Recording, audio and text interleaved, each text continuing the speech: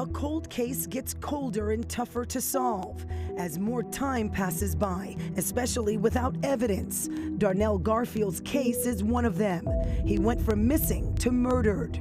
19 years later, the NYPD is still trying to find answers and a killer. The person that committed this crime went through great lengths to deter us. It was a hot summer day in 2005. An employee at the Cooper Transfer Facility in Brooklyn made a gruesome discovery: a human torso. When I received the case, we just had a body, a torso, in one location. Days later, about 3 miles away, in a garden on Stuyvesant Avenue, our Pix 11 coverage. A ghoulish discovery in Brooklyn, a human head found inside a plastic bag. There was a head found wrapped in a garbage bag and left in a community garden. We didn't have the identity of this person, so the NYPD worked so hard to try to identify this person. Detectives working the case could not immediately connect the dots in the case.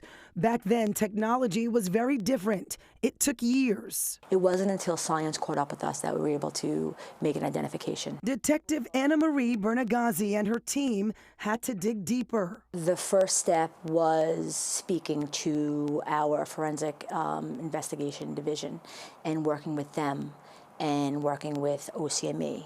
And we had to develop a full profile in order to submit this for familial DNA testing. Meantime, Garfield's parents had no idea the body parts found belonged to their 17-year-old son, who vanished from the Lower East Side. We sat down with his father, who does not want his identity revealed. He tells us his son was a good kid. I used to come get him every day after work.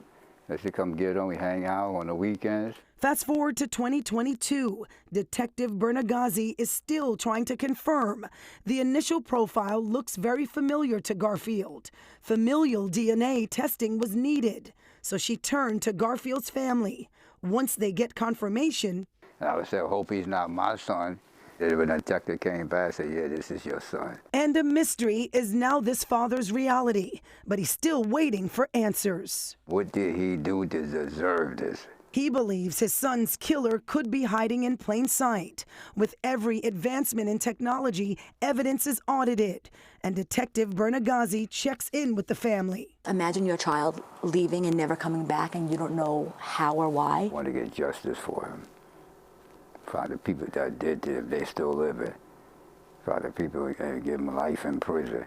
Unfortunately, there are no new leads, no suspect, no closure. It's something Garfield's father has been praying for.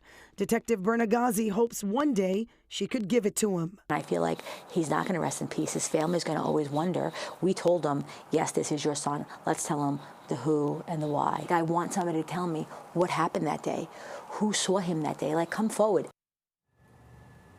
Well, the detective and the family are really relying on the public for help. You heard the father there saying that he just wants justice for his family, for his son.